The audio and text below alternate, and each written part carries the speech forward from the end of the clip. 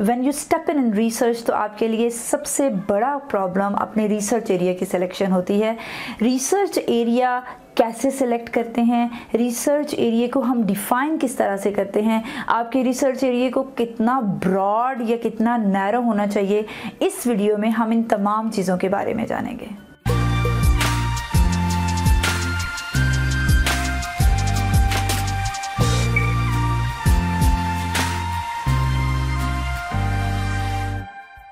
I'm Dr. Rizwana, scientific researcher and trainer. Welcome back to my channel.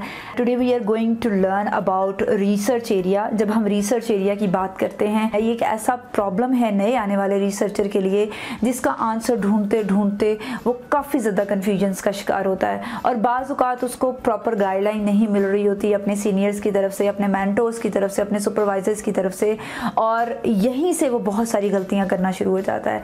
तो हम step by step देखेंगे कि आप एक ऐसे रिसर्च एरिया का जिसका तल्लक आपके इंटरेस्ट के साथ भी हो, उसको कैसे चूज करना है और उसमें कैसे मूव फॉरवर्ड करना है। सबसे पहले मैं 3 की पॉइंट्स की बात करूंगी जो आपको जहन में रखने हैं, जिन पे आपको काम करना है when you are selecting your research area. और उन्हीं की पॉइंट्स पे आप जितना ज़्यादा काम करेंगे आपका रिसर्च एरिया उतना ज़्यादा डिफाइन, टारगेटेड और आपके रिसर्च इंटरेस्ट से रिलेट करेगा। सबसे पहला पॉइंट जिसके ऊपर आपने काम करना है वो रीडिंग है।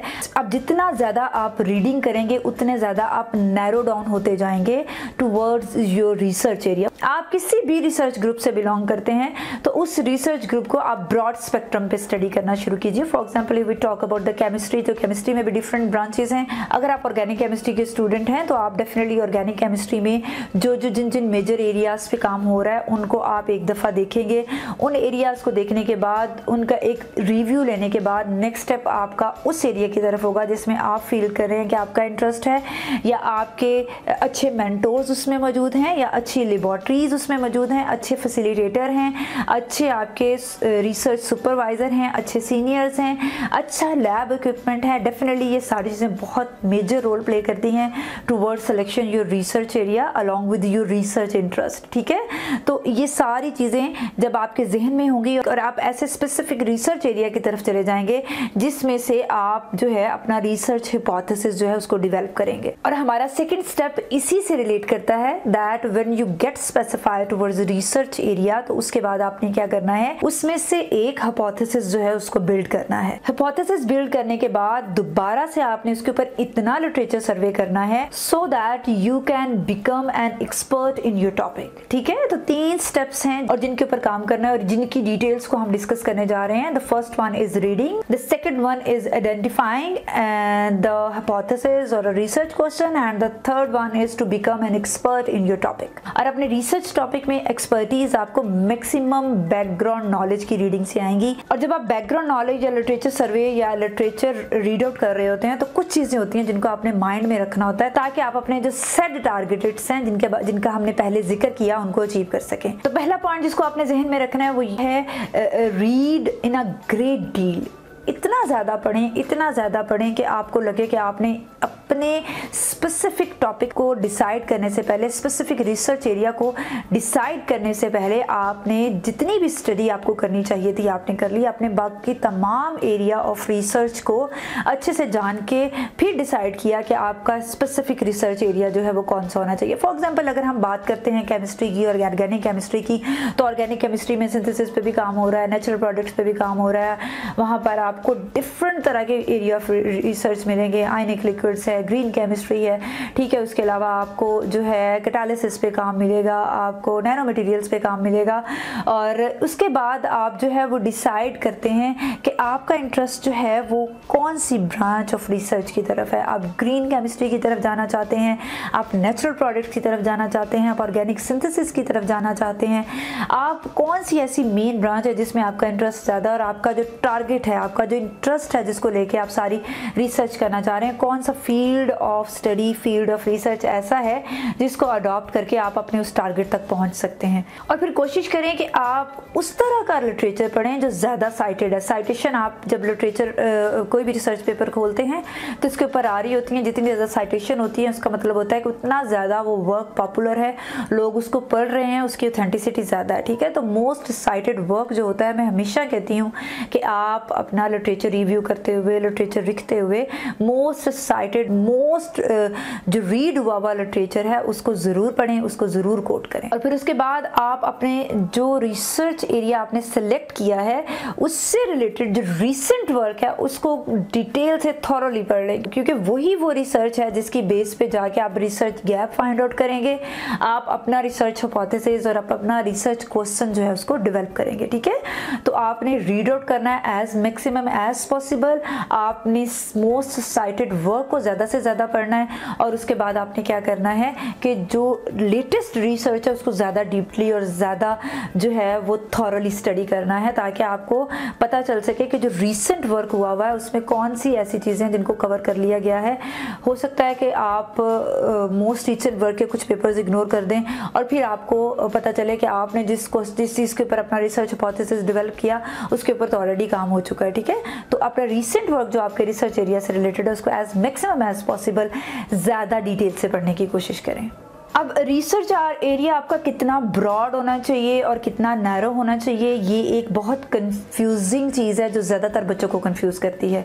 जब हम रिसर्च एरिया की बात करते हैं तो जिस तरह मैंने बात की कि organic chemistry is not a research area, organic chemistry में ग्रीन केमिस्ट्री जो है ये भी specifically is not a research area. Green chemistry में 12 प्रिंसिपल्स हैं जिनके ऊपर काम हो रहा है, उसमें से अगर आप for example ionic liquids pick करते हैं तो ionic liquids is the research area. ठीक है, इसी तरह जब हम नेचुरल प्रोडक्ट्स की बात करते हैं, ऑर्गेनिक केमिस्ट्री में नेचुरल प्रोडक्ट्स भी रिसर्च एरिया नहीं है। आप एक खास क्लास को टारगेट करके उसको आइसोलेट करने की कोशिश करते हैं तो वो आपका जो है वो रिसर्च एरिया। फॉर एग्जांपल आपने अल्कोलाइड्स जो हैं उनको आपने डिफरेंट प्लांट से जो है वो एक्सट्रैक्ट करना है, या डिफरेंट कैटेगरी ऑफ प्लांट्स हैं जिनके ऊपर आपने रिसर्च करनी है, आपने हर्ब्स के ऊपर करनी है, शर्ब्स के ऊपर करनी है, आपने ट्रीज के ऊपर करनी है, आपने अंडरग्राउंड प्लांट्स के ऊपर करनी है। ठीक है, तो ये आपके रिसर्च एरियाज हैं, लेकिन आपका रिसर्च एरिया बहुत नैरो भी नहीं होना चाहिए। फॉर एग्जाम्पल मैं ये कह लेती हूँ कि आयनिक लिक्विड्स में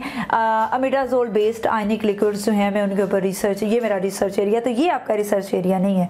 आपका रिसर्च एरिया फिर आप उसको तफसील से पढ़ें। ठीक है, और जितना ज़्यादा आप डिफरेंट क्वेश्चंस अराइज करेंगे आपके पास उतने डिफरेंट तरह के आंसर्स आने के चांसेस हैं और उतनी ज़्यादा पब्लिकेशंस के चांसेस हैं। ठीक है, तो आप ये डिसाइड कर लीजिए कि आपका रिसर्च एरिया और आपका रिसर्च क्वेश्चन जो है वो एक दूसरे के साथ बिल्कुल डायरेक्टली रिलेट तो करें, लेकिन आपका रिसर्च एरिया में मार्जिन होना चाहिए और आप कोशिश करें कि आपके रिसर्च क्वेश्चंस जो हैं वो एक से ज़्यादा हों, ताकि आपके पास जो डाटा कलेक्ट हो वो इंटर रिलेट कर सके एक दूसरे के साथ और उसकी बेस पे आप एक से ज़्यादा पब्लिकेशंस जो हैं उनको निकाल सकें। ठीक है, फॉर एग्जांपल आयनिक लिक्विड्स की जब मैं बात करती हूँ तो मैं कहती हूँ अमिडाजोल बेस्ड आयनिक लिक्विड्स।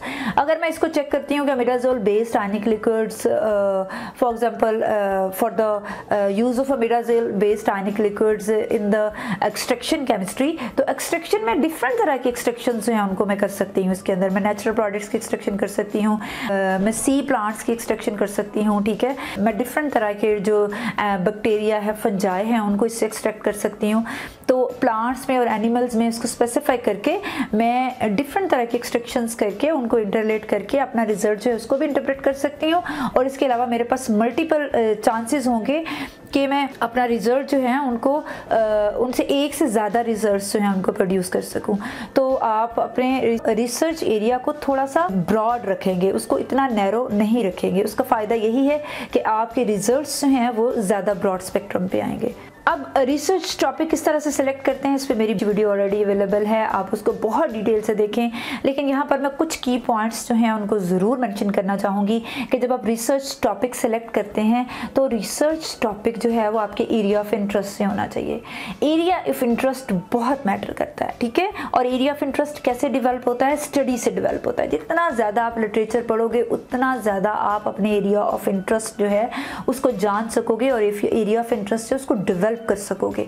ठीक है, उसके बाद आपने रिसर्च टॉपिक सेलेक्ट करते हुए ये नहीं सोचना कि क्योंकि ये एक बहुत जेनेरिक सी चीज़ है और इसको मैं बहुत आसानी से कर लूँगा, इसलिए मैं इसके ऊपर जो है वो अपना रिसर्च क्वेश्चन जो है वो डेवलप कर लूँ। आपका जो रिसर्च क्वेश्चन है उसको किसी नोवेलिटी की तरफ, किसी अननोन रिजल्ट्स की तरफ ज़रूर लेके जाना चाहिए। उसमें मतलब जो रिसर्च क्वेश्चन आप डेवलप करें उसका जब आप आंसर फाइंड आउट करें, उसके ऊपर जब रिसर्च करें तो आपके जो रिजल्ट्स हैं उनमें नोवेलिटी होनी चाहिए, उसमें कुछ अप्लाइड रिसर्च होनी चाहिए। ठीक है, जितनी ज़्यादा आपकी रिसर्च क्वेश्चन और आपका रिसर्च एरिया अप्लाइड रिसर्च के साथ रिलेट करेगा, जितनी ज़्यादा उसमें अप्लाइड रिसर्च होगी, आपकी रिसर्च उतनी ज़्यादा ऑथेंटिक होगी, उतनी ज़्यादा मानी जाएगी और उतना ज़्यादा उसमें से पेटेंट्स और अननोन और नोवेल वर्क निकलने के चांसेस हैं। ठीक है, तो try to develop a research question that should be based on applied research and that should and add some novelty.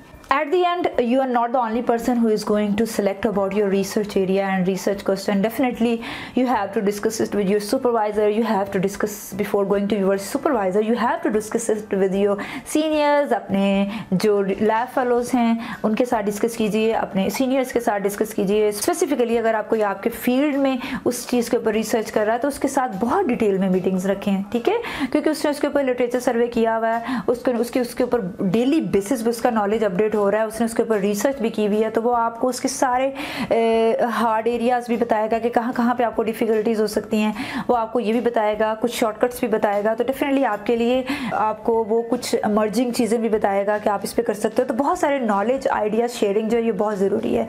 Research groups के साथ ज़रूर अपने जो है वो रिसर्च आइडिया और रिसर्च ग्रुप को, रिसर्च एरिया को शेयर करें और उनसे आइडियाज़ लेने की कोशिश करें और कोई कोलैबोरेटिव अपना रिसर्च प्लान, रिसर्च प्रपोजल ज़रूर बनाएं। बिकॉज जितना ज़्यादा कोलैबोरेटिव वर्क होगा उतना ज़्यादा उसमें नोवेलिटी के और उतना ज़्यादा उसमें मल्टी डिसिप्लिनरी चीज़ें आने के चांसेस होंगे और उसकी एप्लीकेशंस जो हैं वो उतनी बढ़ेंगी। आई होप सो कि ये वीडियो देखने के बाद आपका रिसर्च एरिया किस तरह से सेलेक्ट करते हैं उसका बारे में जो आपकी कन्फ्यूजन्स थी वो क्लियर हो गई होंगी। In the next video we will move towards that how we can develop a research question.